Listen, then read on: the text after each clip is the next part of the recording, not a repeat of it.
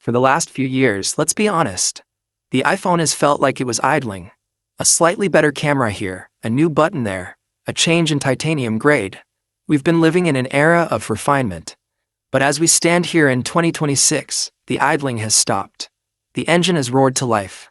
Apple is currently preparing to release a device that isn't just another smartphone. It is a calculated strike against every competitor that thought they had caught up. I am talking about the iPhone 18 Pro Max. This is the device that finally kills the notch culture, shatters the battery life record, and introduces a level of silicon intelligence that makes your current phone feel like a calculator. If you are planning to upgrade your phone in this video, you need to stop. You need to listen. Because the iPhone 18 Pro Max is the first post-smartphone device Apple has ever built. Let's talk about the ghost in the machine, the A20 Pro Chip.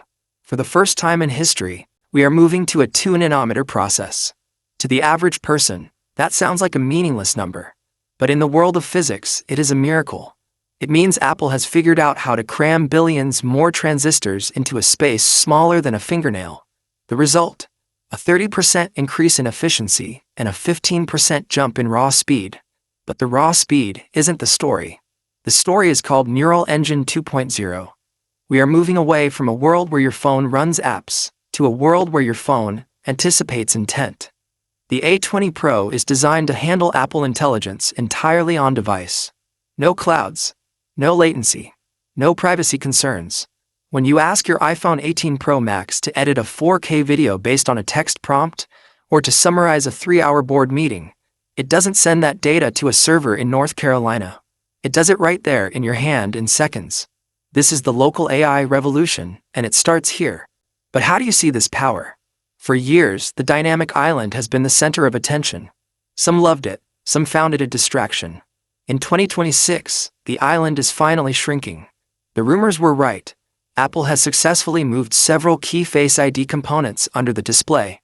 What remains is a significantly smaller, punch-hole-style cutout that is 35% more compact than what you see on the iPhone 15 or 16.